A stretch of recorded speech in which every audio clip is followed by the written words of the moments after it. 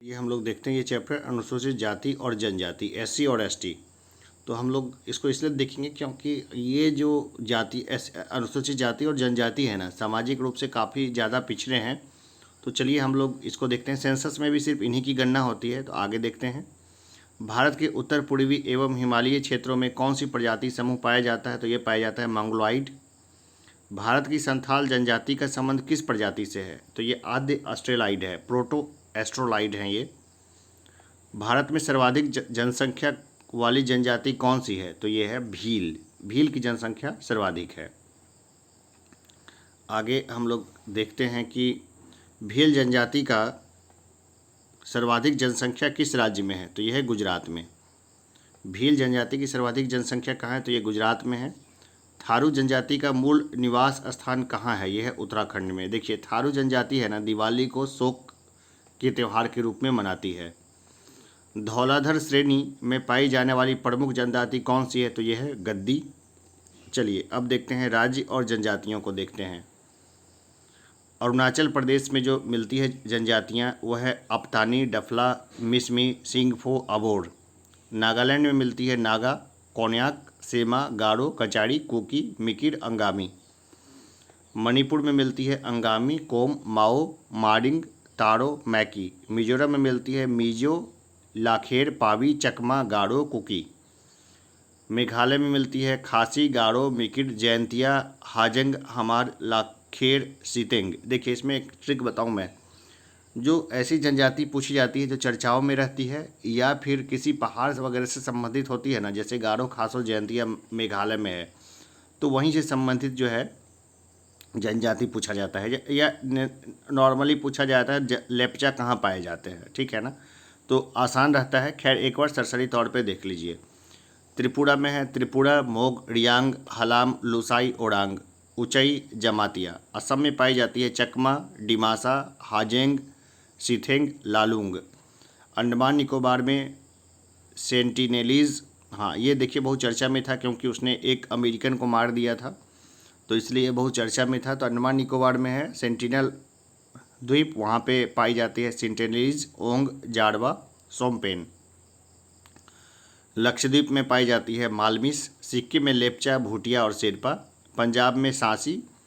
जम्मू कश्मीर में बकरवाल। ये चर्चा में रहा था क्योंकि बकरवाल समुदाय के एक बच्ची का रेप हुआ था, तो ये चर्चा में रहा था, तो उस बार ये पूछ लिया गया था।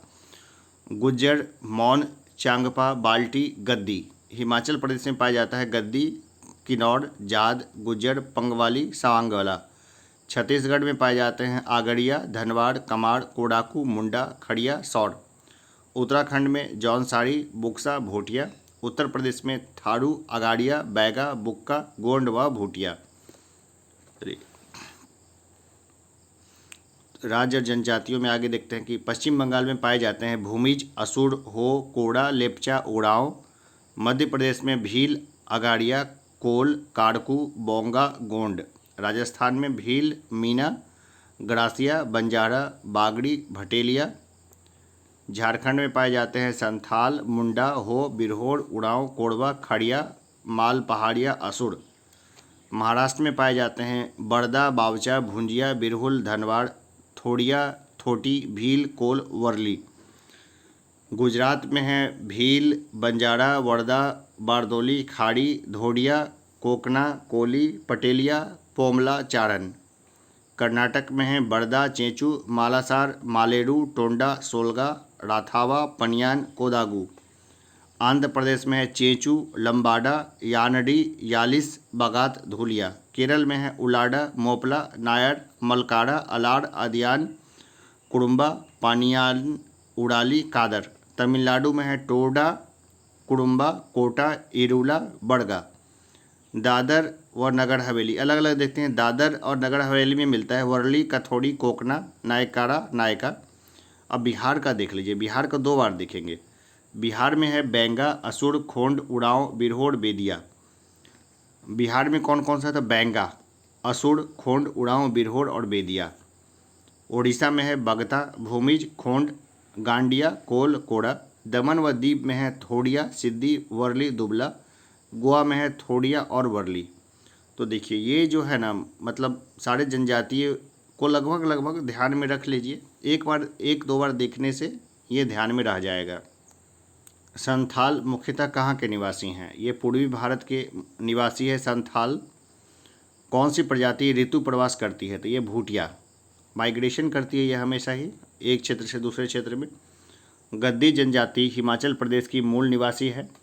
सहरिया जनजाति मुख्यतः किस राज्य में पाई जाती है? ये पाई जाती है राजस्थान एवं मध्य प्रदेश में। अंडमान निकोबार द्वीप समूह पर पाई जाने वाली सोमपेन, सेंटिनलीज, ओंग व जाड़वा जनजातियां विलुप्ति की स्थिति में हैं।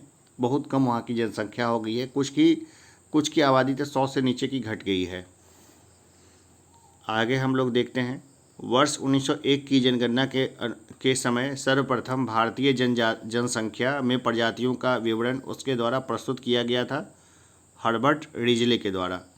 वर्ष 1901 की जनगणना के समय सर्वप्रथम भारतीय जनसंख्या में प्रजातियों का विवरण प्रस्तुत किया गया था, हर्बर्ट रिजले के द्वारा। ओपोड़, तीपी तथा अंडी नामक विवाह प्रथाएं किस आदिवासी समुदाय में प्रचलित है? तो ये है हो जनजाति में, हो ट्राइब में। भारत की सर्वाधिक प्राचीन जनजाति कौन सी है? तो यह है जाड़वा। देखिए, अंडमान निकोबार द्वीप समूह में पाई जाने वाली सोमपेन, सेंटिनलीज, ओंग व जाड़वा जनजातियां विलुप्ति की स्थिति में है। उत्तराखंड की सबसे बड़ी अनुसूचित जनजाति कौन सी है? तो यह है जौनसारी। टोडा जनजाति का निवास करती है नीलगिरी तमिलनाडु की पहाड़ियों पर। टोडा एवं जौनसारी जनजातियां बहुपति विवाह की प्रथा को मानती है, यानी एक महिला के एक से अधिक पति होते हैं टोडा एवं जौनसारी जातियों में। बोडो जनजाति कहाँ के निवासी है? यह है गारो पहाड़ी की। गारो जनजाति कहाँ की निवासी है? मेघालय की है। खासी एवं गारो भाषा बोलने वाली सर्वाधिक जनसंख्या मेघालय में पाई जाती है। झूमिंग कृषि यानी स्लैश एंड बर्न एग्रीकल्चर करने वाली जनजाति कौन सी है? तो यह है खासी। वर्तमान में भारत की 75 जनजातियों को PVTG particularly vulnerable tribal groups का दर्जा दिया गया है। विलुप्ति की कगार पे हैं 75 जनजातियां, तो इसलिए दिया गया है।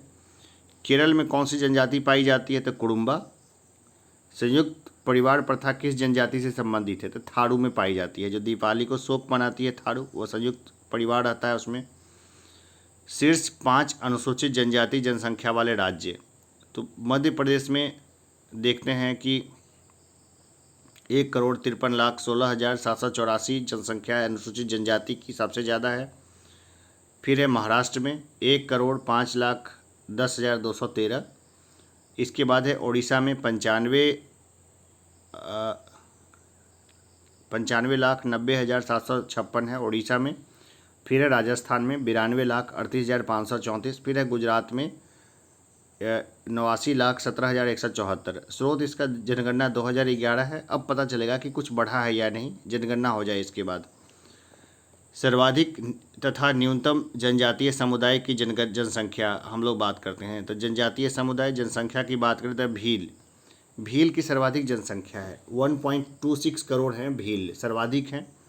गोंड है दूसरे नंबर पे, 1.08 करोड़ जनसंख्या है गोंड की। संथाल की जो आबादी है वो 58 लाख है, तीसरी सर्वाधिक है।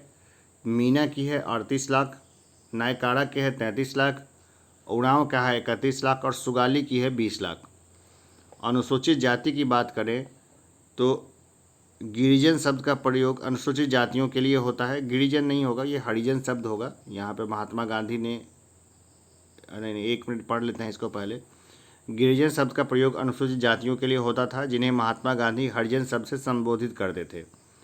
तो देखिए, गिरिजन जो नीचे है ना, उसको गिरिजन शब्द का प्रयोग होता था, तो महात्मा गांधी ने इस शब्द को हरिजन कर दिया। सर्वप्रथम अनुसूचित जाति का प्रयोग साइमन कमीशन ने वर्ष 1927 में किया था। आगे देखते हैं। पुदुचेरी, दिल्ली, चंडीगढ़, हरियाणा तथा पंजाब राज्यों में कोई भी अनुसूचित जनजाति नहीं पाई जाती है। देखिए, एक खास चीज़ बताता हूँ मैं कि खास करके जो जाति सिस्टम है, ब्राह्मणिकल सिस्टम है, उसमें 4 जातियाँ थी, ब्राह्मण, राजपूत, ब्राह्मण, क्षत्रिय, वैश्य और शूद्र, ये 4 थी। तो जो ये चारों जातिगत में नहीं आए ना, वो अवर्ण कहलाते थे। अवर्ण जो होते थे वही अनुसूचित जाति में हैं। तो ये बड़ा कई बार अजीब होता है कि लोग खुद को, अनुसूचित जाति के लोग खुद को शूद्र कहते हैं। नहीं, वो शूद्र नहीं है, वो अवर्ण है। उनको बाबा साहब भीमराव अंबेडकर का जो बुक्स है उसको थोड़ा सा ज़रूर रेफ़र करना चाहिए, क्योंकि उन्होंने उत्थान के लिए काफ़ी वर्क किया है। इमेंसिपेटर हैं बाबा भीमराव अंबेडकर। हरिजनों के, हरिजन शब्द भी सही नहीं है, अनुसूचित जाति जनजातियों के और महिलाओं के वो मुक्तिदाता माने जाते हैं बाबा साहब भीमराव अंबेडकर को। तो क्यों माने जाते हैं, इसको लेकर यूपीएससी ने बहुत अच्छा प्रश्न भी पूछा था। तो उन्होंने कई सेक्टर्स में काम किया, तो और बहुत सारा क्षेत्र था। तो आगे जैसे जैसे चैप्टर्स आएंगे मैं उसको भी कवर करता जाऊंगा। पॉलिटी में मैंने वैसे काफ़ी चीज़ों को कवर किया है। चलिए आगे देखते हैं। भारत में संकटग्रस्त जनजातियाँ तो कौन कौन तमिलनाडु की कोटा, टोडा और उड़ाली जनसंख्या इनकी कम होती जा रही है। सिक्किम में लेप्चा विलुप्ति के कगार पर जा रहे हैं। छत्तीसगढ़ में कवर्धा, उत्तराखंड में राजी, अंडमान निकोबार में ओंगे, जाड़वा और सोमपेन। तो ये सब देख लीजिए, क्योंकि प्रश्न में ये सब पूछे जा सकते हैं। लेप्चा बार बार पूछा जाता है। अब देखें, विवाह का स्वरूप देखते हैं कि किस तरह का है। तो परिवीक्षा विवाह है कुकी में, हरण विवाह है गोंड में, परीक्षण विवाह है भील में, से विवाह है खासी और थारू में, दूध लौटावा विवाह है गोंड में, राजी खुशी विवाह है हो में, चुटकुट्टा विवाह है थारू में, प्रेत विवाह है न्यूड़ में। तो देखिए होता क्या है कि अलग अलग विवाह के प्रकार है। जनजाति लोगों में सभी बहुत सारे विवाह को मान्यता दी गई है, जैसे लड़की को उठा के ले जाना। तो सभ्य समाज में इसको भले जिस किसी भी दृष्टि से देखा जाता हो, लेकिन जो जनजातीय समुदाय है ना, उसमें इस तरह के विवाह को मान्यता दी गई है।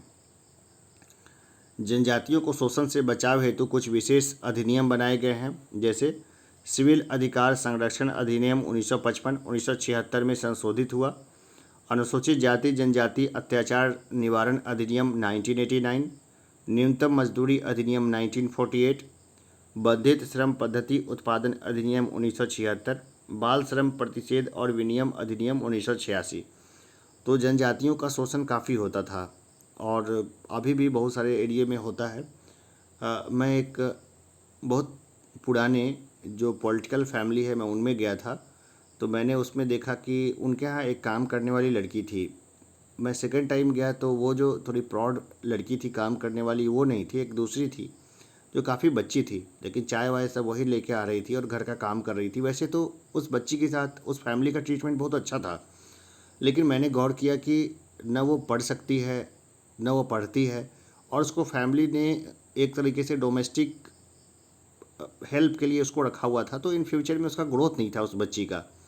सिर्फ खाना और कपड़ा दे देना और अच्छा सलूक रखना, ये आज के सभी समाज में काफ़ी नहीं है। बच्ची को पढ़ाने का और बाकी का व्यवस्था करना ताकि उसकी इन फ्यूचर में ग्रोथ हो, उसके साथ साथ उसके सोसाइटी का ग्रोथ हो, ये भी इंश्योर करना चाहिए था। लेकिन ये वो फैमिली ये चीज़ नहीं कर रहा था। तो मुझे मालूम लगा कि शोषण जो है ना, वो सभी समाज में शोषण होता है। वो झारखंड से उसको किसी भी एजेंट के माध्यम से वो लोग उसको लेके आए थे काम करने के लिए, और वो लोग उसको घर नहीं जाने देते थे, इस डर से कि अगर वो घर चली गई तो फिर वापस नहीं आएगी।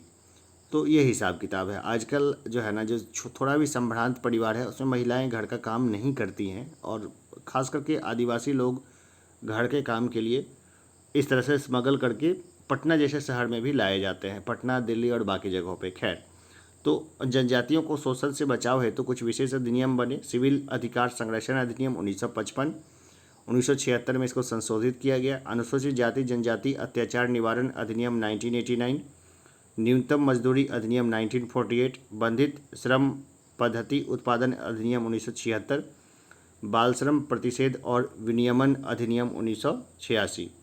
विभिन्न द्वीपों के प्रमुख जनजाति समूह को हम लोग देखें। द्वीप समूह और जनजाति और प्रजाति को, लघु अंडमान तो ओंगे जनजाति है, प्रजाति है निग्रीटो। सेंटिनल द्वीप में सेंटलीज है और प्रजाति है निग्रीटो। मध्य व दक्षिण अंडमान में है जाड़वा जनजाति और प्रजाति है निग्रीटो। स्ट्रेट द्वीप में है महा अंडमानीज, प्रजाति है निग्रीटो।